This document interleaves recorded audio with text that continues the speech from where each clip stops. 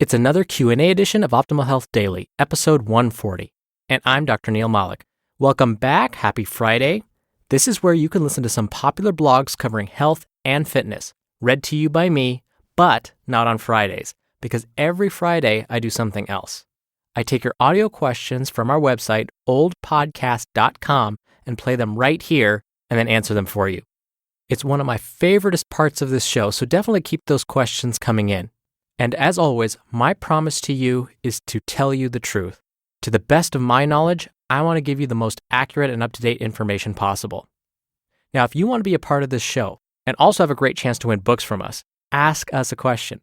Now's the time, because in just 5 days, we'll be giving away a book to a random person who sent a question in. Listen through to the end of the episode to hear how to send in a question. For now, let's jump right in as we start optimizing your life. Hi, Dr. Neil. I'm calling to ask you to talk about magnesium. I've read different things and I can't really decipher what's fact and what's marketing. I've read that it's easy to have a deficiency on magnesium and that it's required for many things in our body. So I was just wondering if you could help explain and clarify some things about it. Also, if it's a good idea to take a supplement, and the amount, perhaps, and the form. Thank you so much. Thank you for your question, Susan. You are correct that magnesium is an important nutrient. It's actually a mineral and serves many important functions in the body. It's been estimated that magnesium is involved in over 300 metabolic processes in the body, ranging from helping us build muscle, making sure our bones are strong and healthy, helping us manage our blood sugar, and even keeping our blood pressure in check. Given this, it becomes clear why some may want to consider supplementing with magnesium. But before I get to that, I have to mention how much magnesium we're supposed to get each day. Now, it does differ slightly for men and women. For most healthy women, somewhere between 310 and 360 milligrams per day is recommended. For otherwise healthy men, somewhere between 400 and 420 milligrams per day is just fine. The question is, do most people meet these daily recommendations? Are folks actually getting enough magnesium in their diets? According to some data sources, yes. Others, no. Clear as mud, right? The problem is, these data are often based on surveys. For example, researchers will mail a survey to a bunch of people that have agreed to be in their study. Some of the survey questions will ask something like, how often do you consume green leafy vegetables? How often do you consume almonds? How often do you consume black beans? All of these foods, for example, are high in magnesium. So by asking about their intakes of these foods, they can determine whether folks are getting enough magnesium in their diets. The problem is, often people either can't accurately remember how often they consume these foods or may over or underestimate their intakes. I'm a dietitian and I can't remember what I ate 3 days ago, let alone try and accurately report how often I consume magnesium-rich foods and in what portions and all of that fun stuff.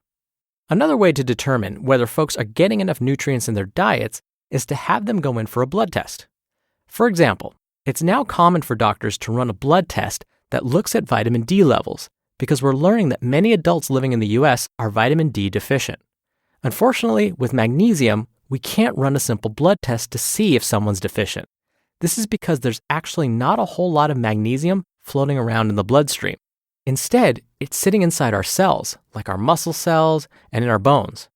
So unless we were to remove some of your muscle cells or your skeletal structure to see how much magnesium you have stored up, we really don't know whether you're deficient. Now, according to the National Institutes of Health, most otherwise healthy adults probably get enough magnesium each day. This is because it's found in many foods we eat regularly. Certain groups are more likely to have a magnesium deficiency, and it's usually those on medications that prevent magnesium from being absorbed by the gut, or those with GI disorders like Crohn's disease or active ulcerative colitis or celiac disease, and those with type 2 diabetes. Some older adults may not be getting enough magnesium also, but much of that depends on their diet. So would I recommend most folks supplement magnesium?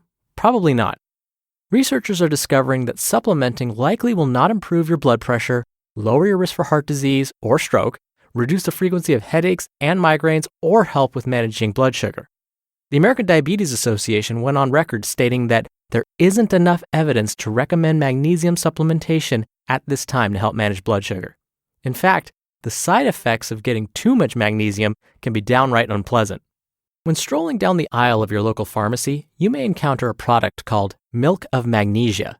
This is an over-the-counter laxative. The word magnesia is in reference to, yep, you guessed it, magnesium. So basically, too much magnesium can act as a laxative. It is possible to consume enough magnesium through your diet alone.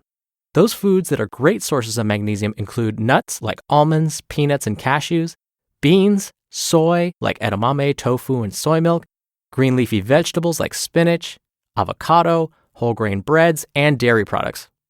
So most people don't need a magnesium supplement unless they have a GI disorder, are on certain medications, or follow a really strict diet. But as always, I would encourage you to contact your doctor if you aren't sure before supplementing on your own. For me, I know that my intake is likely just fine because every day around 3 p.m., I grab a handful of unsalted mixed nuts, which includes almonds, pecans, cashews, walnuts, and peanuts, and have those as a snack. That snack alone gets me about halfway towards my recommended daily intake.